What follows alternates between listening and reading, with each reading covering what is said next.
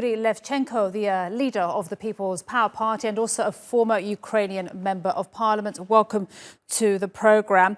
So President Putin has just signed off on a law formally incorporating 4 regions representing about 18% of Ukraine's territory into Russia. What does that mean to you? How do you react to this? Well, from a legal standpoint or from any sort of our plans on the ground, we don't react to this in any way whatsoever. This is null and void. This is just ridiculous. And it's the continuation of this bloody circus which the Kremlin has unleashed. So in terms of the reaction of the Ukrainian state, the Ukrainian army, of all of the Ukrainian people, we will continue to liberate our occupied land.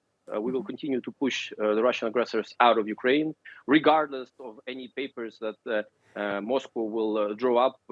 And there's an old saying which says that any agreements with Russia are worth less than the paper they're written on. Well, in this case, any of the laws that Russia passes, so-called laws to do with Ukraine, are also worth less than the paper they are written.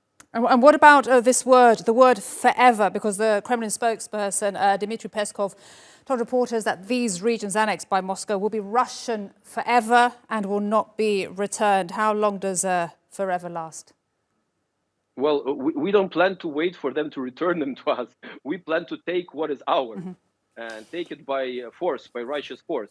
And if you noticed that since the first time they said these things, these words about forever, since this was uttered for the first time a couple of weeks ago, we have actually returned thousands of square kilometers of our land, and this land has been liberated.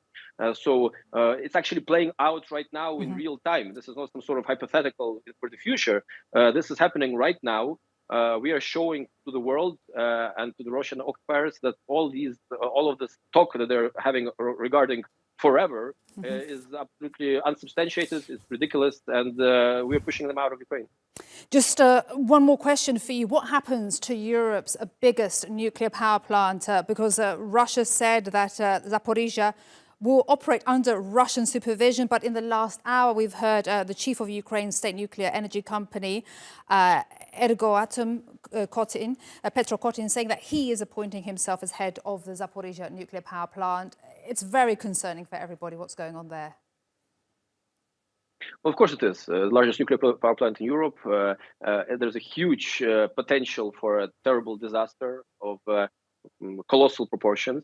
But I would say here that if the West, the collective West, if Europe, and just generally speaking, all the countries of the world, all the civilized countries of the world, if they're worried about this huge nuclear disaster, there's only one thing they can do. They can help Ukraine take back Energodar, the town in which this nuclear plant is situated, take it back as soon as possible, as quickly as possible. And how can they do this? By giving Ukraine more, better weapons and quicker, by giving Ukraine financial support, since our economy is in a very difficult position currently due to the invasion, and by creating a total embargo on everything Russian, imports, exports, Russian citizens, and so on. So only these 3 factors can quickly stop there being any risks for the Energodar nuclear plant. Yuri Levchenko, fantastic to speak to you. Thank you so much for making time for us today on TRT World. Appreciate it. Thank you.